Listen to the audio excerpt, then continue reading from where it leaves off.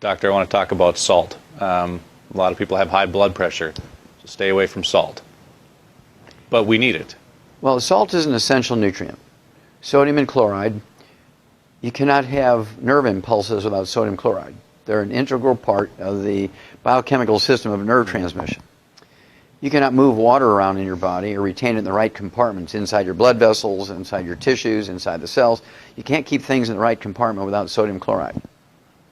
The chief cells in your stomach cannot make stomach acid without salt.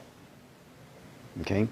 Salt is the raw material. Sodium chloride is the raw material to make hydrochloric acid in your stomach.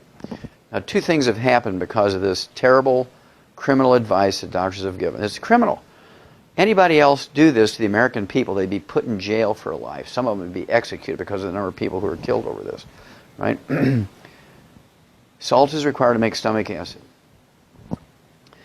You don't have enough stomach acid, you get reflux, incorrectly called acid reflux. It's reflux. Reflux is caused by insufficient amounts of stomach acid, not too much stomach acid. So doctors have even named it the wrong thing, right? And basically, you get reflux when you don't have enough stomach acid to keep your stomach environment sterile. So yeast begin to grow in there, so you eat carbohydrates and sugar. They ferment that, produce gas. Heartburn, pressure, reflux. Because you have all these things growing in your stomach.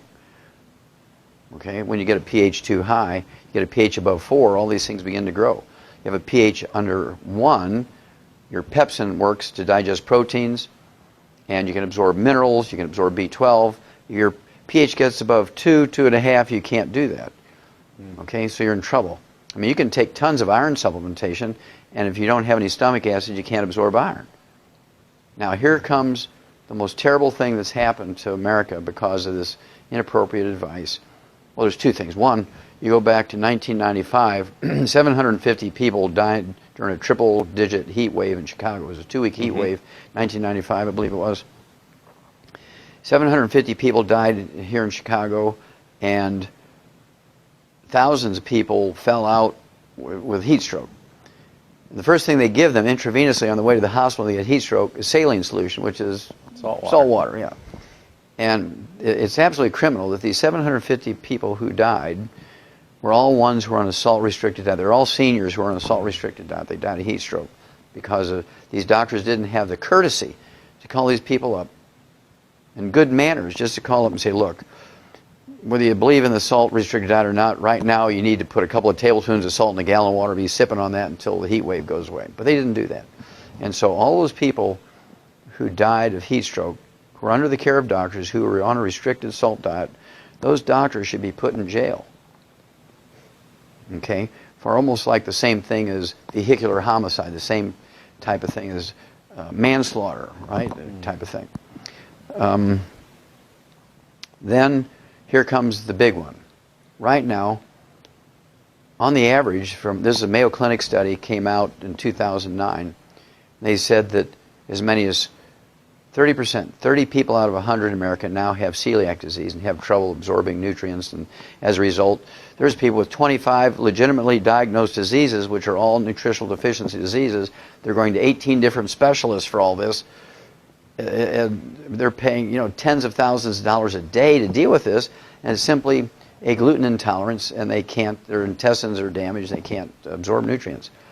Well, when you can't digest wheat, barley, rye, oat glutens, and you absorb these big chunks of what's called polypeptides, your body recognizes and it sets up an intolerance to those partially digested proteins. You get gluten intolerance, you get celiac disease, irritable bowel syndrome, inflammatory bowel disease, diverticulitis, ulcerative colitis, Crohn's disease. The doctor's approach to these diseases are cut your intestines out. I can't understand how you have a malabsorption problem, they want to cut your intestines out. That's really dumb.